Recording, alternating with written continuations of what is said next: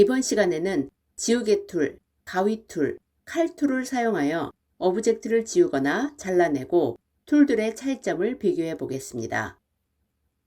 이레이저 툴을 클릭하고 홀드한 후 테어러프 막대를 터치하여 툴 패널로부터 분리합니다.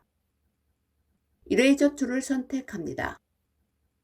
마우스를 아트보드로 이동하면 둥근 마우스 아이콘이 나타나는데 이것은 지우개의 크기를 의미합니다. 키보드에서 오른쪽 브래킷을 누르면 지우개를 크게 만들 수 있고 왼쪽 브래킷을 누르면 지우개의 크기를 작게 만들 수 있습니다. 오른쪽 브래킷 또는 왼쪽 브래킷을 눌러 원하는 크기의 지우개를 만듭니다.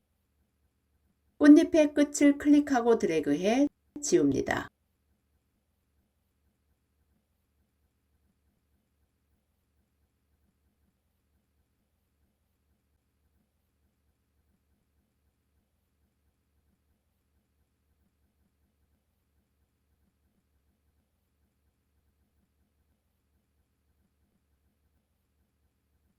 왼쪽 브래킷을 몇 번 눌러 지우개의 크기를 더 작게 만듭니다. 패스로 변환된 G 위에 자유롭게 드래그해 지웁니다.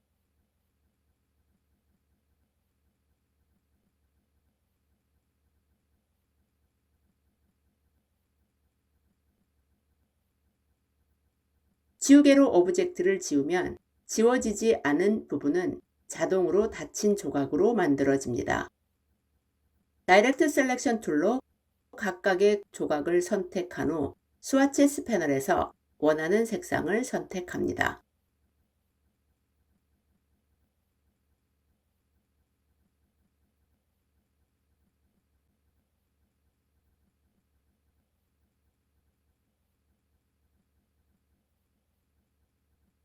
이번에는 가위 툴을 사용하여 글자의 형태를 변형해 보겠습니다.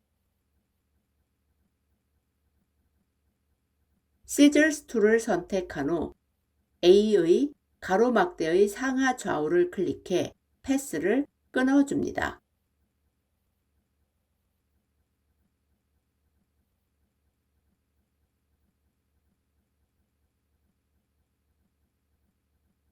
다이렉트 셀렉션 툴로 끊어진 가로막대를 선택한 후 딜리트를 눌러 삭제합니다. 왼쪽에 끊어진 앵커 포인트를 함께 선택한 후 컨트롤 J를 눌러 연결합니다. 오른쪽에 끊어진 앵커 포인트를 함께 선택한 후 컨트롤 J를 눌러 연결합니다. 펜 툴을 선택한 후 불필요한 앵커 포인트를 클릭해 제거합니다.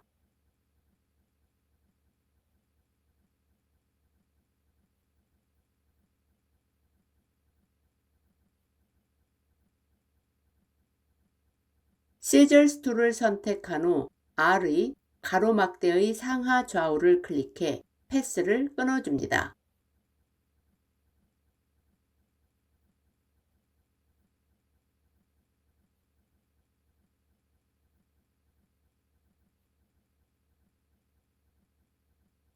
다이렉트 셀렉션 툴로 끊어진 가로막대를 선택한 후 딜리트를 눌러 삭제합니다.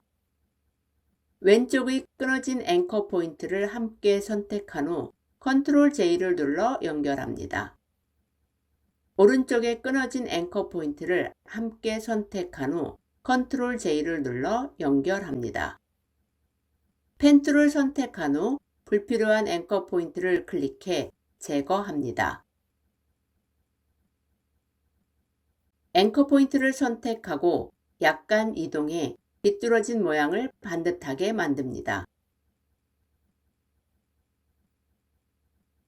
가위 툴은 로고의 글씨를 변형할 때 유용하게 사용할 수 있습니다. 이번에는 칼 툴을 사용하여 오브젝트를 잘라보겠습니다. 나이프를 선택한 후 파란색 상자 위에 자유롭게 클릭하고 드래그해 동산 모양으로 자릅니다. 다이렉트 셀렉션 툴로 잘라진 오브젝트를 개별 선택한 후 스와치스 패널에서 원하는 색상을 클릭합니다. 파란 하늘 배경이 있는 동산이 완성되었습니다.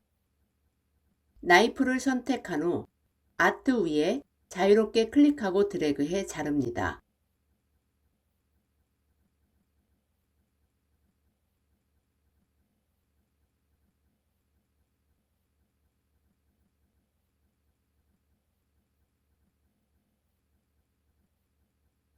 다이렉트 셀렉션 툴로 잘라진 오브젝트를 개별 선택한 후 스와치스 패널에서 원하는 색상을 클릭합니다.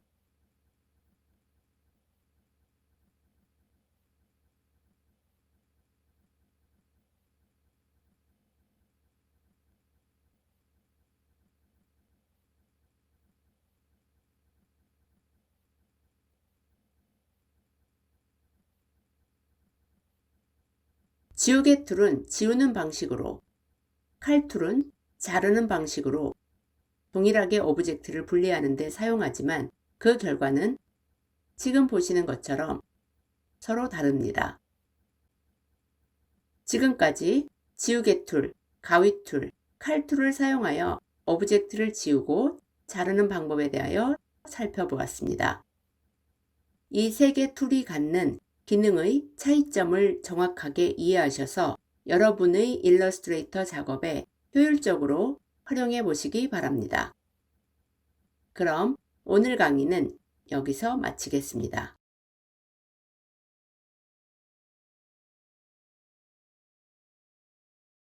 이번 시간에는 오브젝트를 브러쉬스 패널에 저장하여 패턴 브러쉬를 만드는 방법에 대하여 알아보고 나만의 독창적인 패턴 브러쉬를 편집하는 방법에 대하여 알아보겠습니다. 줌 툴을 선택한 후 두 번째 아트보드 오른쪽을 클릭하고 드래그해 확대합니다. 패턴 브러쉬를 만들기 위해서는 지금 보시는 것처럼 사이드로 사용할 오브젝트와 모서리로 사용할 오브젝트 두 개가 필요합니다. Alt Ctrl 0을 눌러 모든 아트보드를 윈도우에 맞춥니다. 셀렉션 툴을 선택합니다. 두 번째 아트보드에서 첫 번째 볼 오브젝트를 선택한 후 브러쉬스 패널로 드래그합니다. 뉴 브러쉬 대화 상자에서 패런 브러쉬를 선택한 후 OK를 클릭합니다. 패런 브러쉬 옵션스 대화 상자에서 네임에 퍼플 볼을 입력한 후 OK를 클릭합니다. 아트보드에서 열린 패스와 닫힌 패스를 모두 선택한 후 브러쉬스 패널에서 퍼플 볼을 선택합니다. 패스에 패턴 브러쉬가 적용되었지만 일부 모서리 부위에는 브러쉬가 적용되지 않은 것을 볼 수 있습니다. 이제 이 문제를 해결하여 온전한 모양의 패턴 브러쉬를 만들어 보겠습니다. 패턴의 모서리를 만들기 전에 미리 완성된 파일을 살펴보겠습니다. 첫 번째 아트보드에서 코너로 사용할 오브젝트를 선택하면 중심점을 볼 수 있습니다. 지금과 같은 상태로 이 오브젝트를 코너로 사용하면 브러쉬가 적용될 패스의 모서리에 닿는 중심점이 서로 어긋나게 되어 지금 보는 것과 같은 상태가 됩니다. 그러나 두 번째 아트보드에서 코너로 사용할 오브젝트를 선택해 보면 오브젝트를 감싸는 투명한 사각형과 선택한 오브젝트의 중심점을 볼 수 있습니다. 지금과 같은 상태로 이 오브젝트를 코너로 사용하면 브러쉬가 적용될 패스의 모서리에 닿는 중심점이 오른쪽 하단의 크로스 부분이 되어 지금 보는 것과 같은 모양이 만들어집니다. 작업 파일로 되돌아간 후 두 번째 아트보드를 클릭합니다. 컨트롤 더하기를 여러 번 눌러 문서 보기를 확대한 후 스페이스바를 눌러 오브젝트로 이동합니다. 우리가 패턴 브러쉬를 만들 때 반드시 기억해야 하는 것은 패턴 브러쉬에 사용할 부분별 오브젝트는 먼저 패턴으로 저장한 후 패턴 브러쉬에 적용해야 한다는 것입니다. 이제 두 개의 오브젝트를 패턴으로 각각 저장해 보겠습니다. 스와치스 패널 탭을 클릭합니다. 사이드 오브젝트를 선택한 후 스와치스 패널로 드래그해 패턴으로 저장합니다. 아트보드를 클릭해 셀렉션을 해제합니다. 스와치스 패널에서 방금 저장한 패턴을 더블 클릭합니다.